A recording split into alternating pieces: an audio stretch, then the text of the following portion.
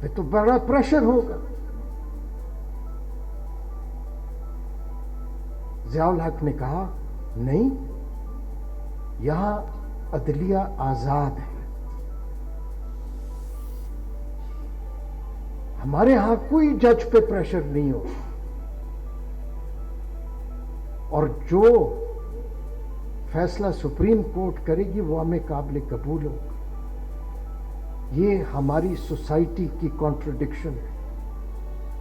اسی بینچ میں سے ججوں نے اٹھ کے کہا کہ ہم نے پریشر کی وجہ سے ایک انسان کو سولی پہ چڑھا دیا.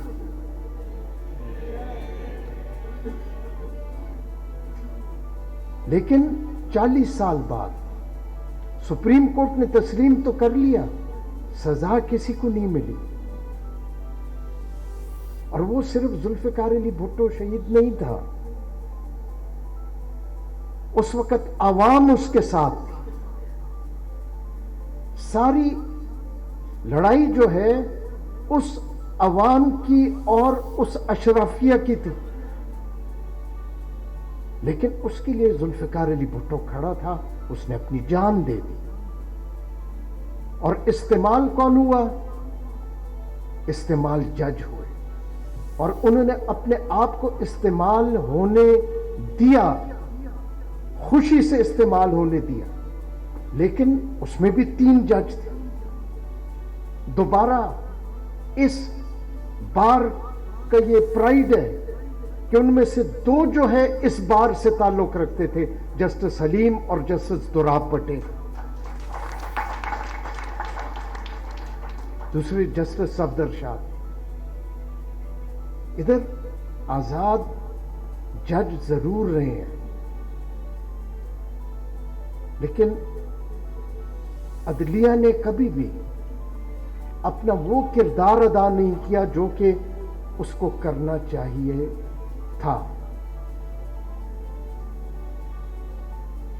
کانسٹیٹیوشنل گورننس کا بڑا سادہ سا مطلب ہے کہ آئین کی بالادستی ہوگی، کہ سب آئین کے تابع ہوں گے، کہ ہر ادارہ کہ سب آئین کے تابع ہوں گے، ہر فرد عہدیدار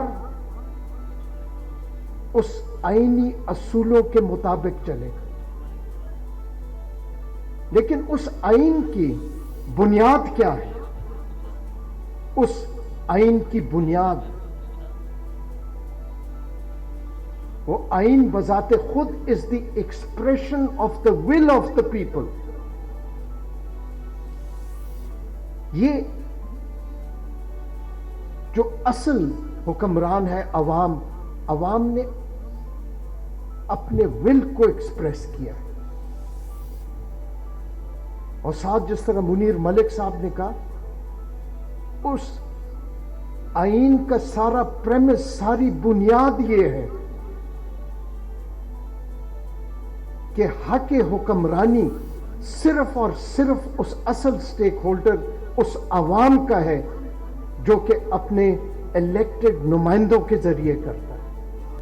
ایک شرط یہ ہے کہ کوئی بھی ادارہ، کوئی بھی حکومتی عہدیدار کسی پولیٹیکل انجینئرنگ نہیں کرے گا، اور جو بھی عوامی نمائندے الیکٹ ہوں گے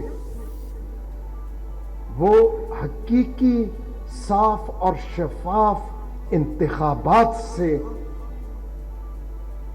الیکٹ ہوں گے. بدقسمتی سے 77 سال سے یہ بھی ہم سب کا ایک خواب رہا ہے. اگر ہم دکھاوا کریں کہ نہیں سب کچھ ٹھیک ہے، تو پھر ہم اپنے آپ کو بھی دھوکہ دے رہے ہیں اور اللہ تعالیٰ کو بھی دھوکہ دے رہے ہیں. جس طرح کی کانسٹیٹیوشنل گورننس ہونی چاہیے تھی وہ 77 سال نہیں رہی. اور جب بھی آمریتیں ہوتی ہیں، آمریتوں میں بھی الیکشن ہوتے ہیں، آمریتوں میں بھی آئین ہوتے ہیں، جس میں کہا کہ جی وہ کیسز جو سیاسی نوعیت کے ہو، جس سے اس اتھارٹیرین رجیم کا انٹرسٹ ہو، اس کے لیے انہوں نے الگ عدالتیں بنا دی، اور عام لوگوں کے ڈسپیوٹس چونکہ اس کا ان کو کوئی اثر نہیں پڑتا، اس کے لیے عدالتیں الگ کر دی۔ چلی کہ پینوشے کے وقت میں بھی آئینی عدالتیں بھی تھیں، لیکن اپنی مرضی کا، جہاں پہ پینوشے کا انٹرسٹ ہوتا تھا، اس رجیم کا انٹرسٹ ہوتا تھا، تو وہ ملٹری کورٹس میں بھیجتے تھے کیسز۔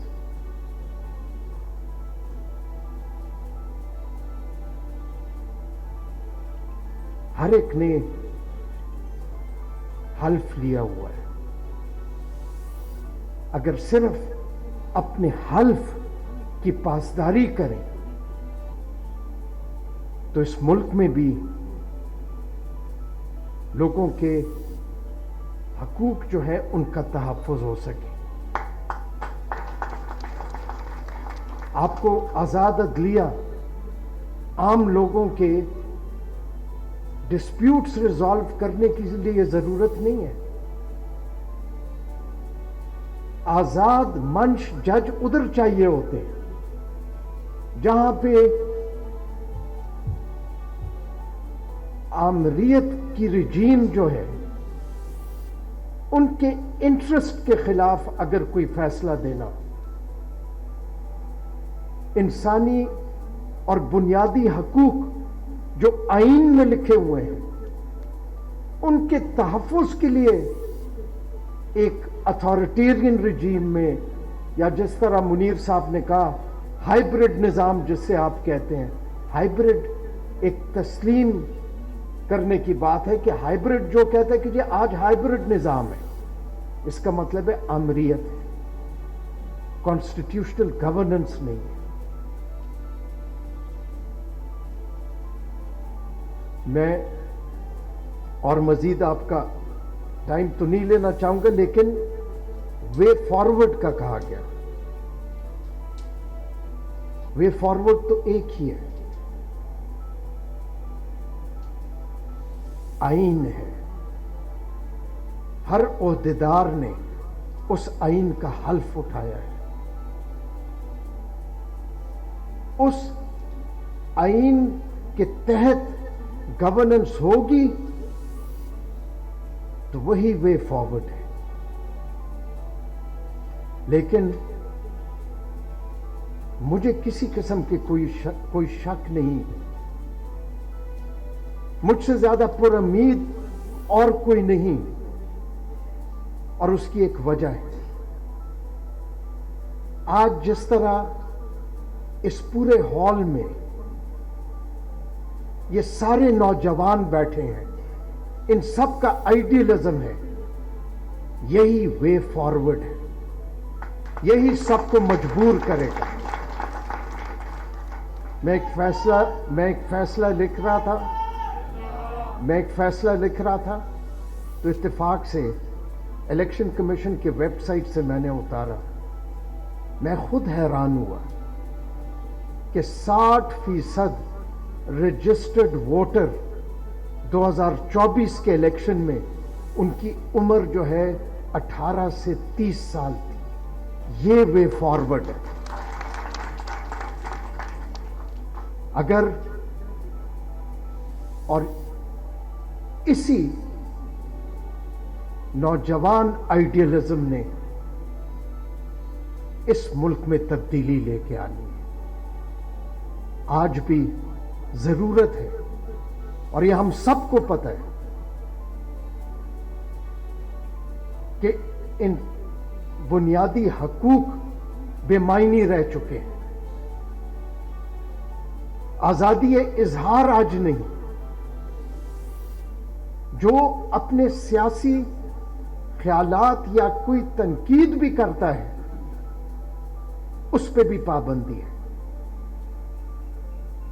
اگر 1971 میں یہ میرا ایمان ہے کہ اظہار رائے پہ پابندی نہ ہوتی، ویسٹ پاکستان لوگوں کو جھوٹ نہ بتایا ہوتا، تو پاکستان بھی یک لخت نہ ہوتا۔ آج بھی ضرورت ہے، اور فیصل صاحب آپ کو کہنا یہ چاہیے کہ آج سے آپ شروع کریں۔ ہمیں سب سے ضرورت ہے کہ ہم ان نوجوانوں کی سچ کو فیس کر سکیں۔ ہم میں سے ہر ایک کو آ کے ادھر آپ کے ساتھ بیٹھنا چاہیے۔ یہ جو کچھ کہنا چاہتے ہیں ان کو آزادی اظہار کر مکمل رائٹ ہونا چاہیے۔ اگر ہم باقاعدہ ادھر آئیں تو ہم میں سے کوئی بھی اپنے عہدے کا حلف جو لیا ہے اس کی خلاف ورزی نہیں کرے۔ آج بھی ہماری ذمہ داری ہے۔ اگر آپ آج بھی آرٹیکل 184(3) کو دیکھیں تو سپریم کورٹ ہی بنیادی حقوق کی تحفظ کرنے کی ایپیکس کانسٹیٹیوشنل کورٹ ہے، اور اس کے الفاظ کی تبدیلی کوئی نہیں ہوئی۔ یہ ہماری ذمہ داری ہے، ہمیں قبول کرنا چاہیے۔ میں آخر میں آپ سب کا تہ دل سے شکریہ ادا کرتا ہوں کہ آج ادھر آ کے جو میری امید ہے آپ نے اس کو اور بھی مزید پختہ کر دیا کہ ان نوجوان ہی ہماری وے فارورڈ ہے۔ شکریہ۔